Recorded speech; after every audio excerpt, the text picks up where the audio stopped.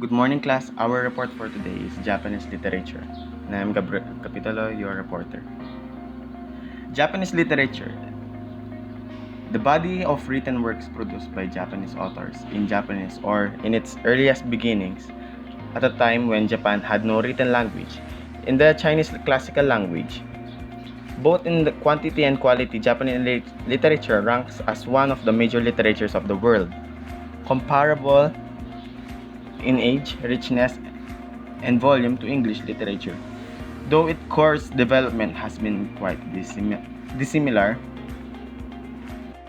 Japanese literature are the written works of the Japanese. Haikus of Basho, Busan, and others. So what is haiku? Haiku is an unrhymed verse from form of Japanese origin having 3 lines containing usually 5, 7, and 5 syllables. Basho. Basho was the most famous poet of the Edo period in Japan. During his lifetime, Basho was recognized for his works in the collaborative Haikai no Renga form. Here's an example of his works. Seen in plain daylight, the fireflies nothing but an insect. This dark autumn, old age settles down on me, like heavy clouds or birds.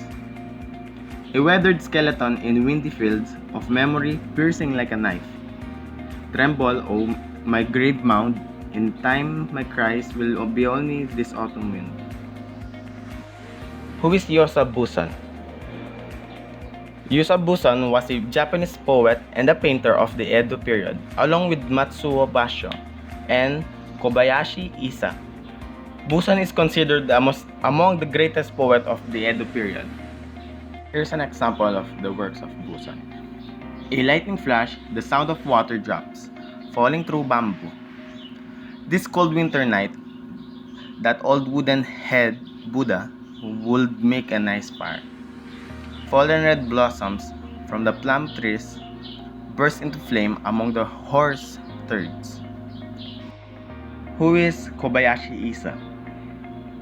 Isa was a Japanese poet and a lay Buddhist priest of the Jodo Shinshu sect. Known as for his haiku, poems, and journals, he is better known as simply Isa, a pen name meaning cup of tea. Here's an example of his works. Just beyond the gate, a neat yellow hole. Someone pissed in the snow. For you to my fleece, the night passes so slowly, but you won't be lonely. My dear old village, every memory of home pierces like a thorn. A world of dew, and within every dewdrop, a world of struggle. So many flea bites, but on her lonely young skin, they are beautiful. Here's an example of a Japanese literature. Tales of Genji. Genji, the hero of the tale, is the son of the emperor and his favorite concubine, Kiritsubo. A Korean sage predicts a brilliant future for Genji, but his mother suffers. The jealousy of her rival at court, becomes ill and dies. The distraught emperor becomes obsessed with the tragic story of the young Kui Fei, but eventually finds another concubine, Fujitsubo, who reminds him of his former love. Since Genji lacks backing at court, the emperor makes him a commoner, assigning him membership of the non-royal Genji clan. The eldest son of the emperor and the lady Kokiden is made crown prince. Genji becomes an uncommonly handsome and gifted young man, admired by all but feared by Lady Kokiden and her family. The first part of the tale follows his amorous exploits with a variety of ladies in around Heian Kyo, his friendship with Tho no Chujo, and arranged marriage to No Chujo's sisters, Aoi, the birth of his son, and his budding relationship with the young Murasaki.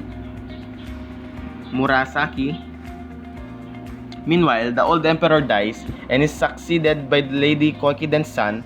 Genji's amorous intrigues cause a scandal at court, and he is forced to leave the capital and live in Suma for several years. During this second part of the tale, Genji meets the ex-governor of Harima and his daughter, the Akashi Lady. Genji returns to the capital and Emperor abdicates in favor of Fujitsubo and secretly Genji's son. Genji's position at court is restored and Akashi Lady has a baby girl. Genji then goes on a pilgrimage to the Sumiyoshi shrine to give the thanks to the deity for protecting him during the storm at Suma. After his return to the capital, he settles down with Murasaki and several other ladies at his Rokujo's mansion. During this long section of the tale, Genji's influence at court increases steadily and he is preoccupied with the advancement of his children and grandchildren at court. Genji is persuaded to marry the third princess, who gives birth to a son and soon after becomes the Buddhist nun. The Tale of Genji was an important book at the time because it was the first novel ever written and was popular among the Heian court. However, it still remains important today because it is a psychological novel that takes a look into what court life was during the Heian period. The next Japanese literature is The Madman on the Roof. This is a famous short story by Kikuchi about a father and his 24 years old son who loves to go up the roof of their house and loves to look out into the sea. Its setting is in a small island in the inland sea during 90s. The story revolves around the Katsushima family, who is considered to be the wealthiest in the island. The characters of the story are Yoshitaro, who is the eldest son and called a madman for going up the roof, Gisuke, who is the father of the two boys, Seijiro, the younger brother of Yoshitaro, Oyoshi, who is the mother of the family, Kichiji, who is the young servant in the household, the priestess, who is said to have ability to remove the madness of Yoshitaro, and Tosaku, who is the family's neighbor. The theme is about the perception in life, sanity, and family. The plot starts when Gisuke, the father, is asking Yoshitori to come down the roof. Gisuke even asks his servant, Kichiji, to help his son to get down. The people of the island says he is possessed by the fox spirit, but his father thinks otherwise and believes that the monkey spirit is one within him. The neighbor Tosaku suddenly visits and recommended a priestess who could pray for his son. Immediately, the father summoned the priestess to cure and pray for his son. Then the priestess confirmed that the fox is within Yoshitori, and to be able to remove it, they have to hang him upside down in a tree. While hanging up in a tree, he is to be purified by the smoke of green pine needles. Then Gisuke instantly obeys the priestess before even getting started. He is interrupted by his son, Seijiro. He tells his father that the priestess is a fraud and his older brother will not be cured by such act. In the end, Seijiro made his family realize his unconditional and brotherly love for Yoshitaro. Next is In a Grove. 7 characters speaks to the magistrate about their knowledge of a man found stabbed in the chest in the wood near Kyoto after a woodcutter discovers a dead samurai soldier in an excluded grove. The woodcutter reports to the magistrate the details of the scene of the crime and the condition of the body, recounting that the well-dressed victim was stabbed in the soldier in the chest, but that there was no sword nearby. A priest saw the soldier with a woman and a horse a day before.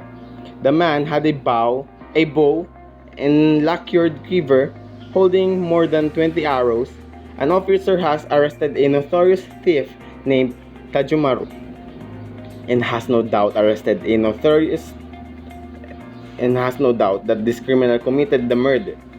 Tajumaru's weakness for women and his violent activities are well known. Explained the officer that the fact that the lacquered bow and arrows found in Tajumaru's possession belonged to the dead man further convinced the officer that he has arrested the right man. The quiver, however, contains only 17 arrows. The thief also has a horse that matches the description given by the priest. An old woman approaches the magistrate and asks the court to find her missing daughter. She defensively acknowledged her daughter was spirited, but she insists that the young woman was devoted to her husband, 26 years old Takehiro. Tajumaru confesses that he has murdered the samurai because he wanted the man's wife. When he saw the couple, he decided he must have the woman. He lured Takehiro into the dense grove by appealing to his greed, promising to sell him some valuable sword and mirrors at a bargain. He attacked the samurai from behind and tied him to a tree, then went back outside the grove, where the woman waited on the horse. He led her into the grove by telling Takehiro had been taken ill and seeing her husband tied up. She pulled out a dagger and fought Tajumaru. She was a spirited fighter. Tajumaru agrees, but he overcame with her without difficulty. Although murder is not difficult for him, he did not plan to kill the husband because it was not necessary.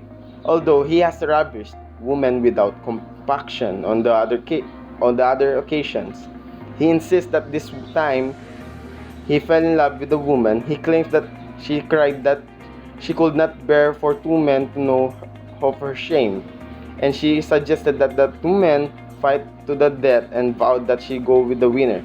After 23 runs. Thank you for listening.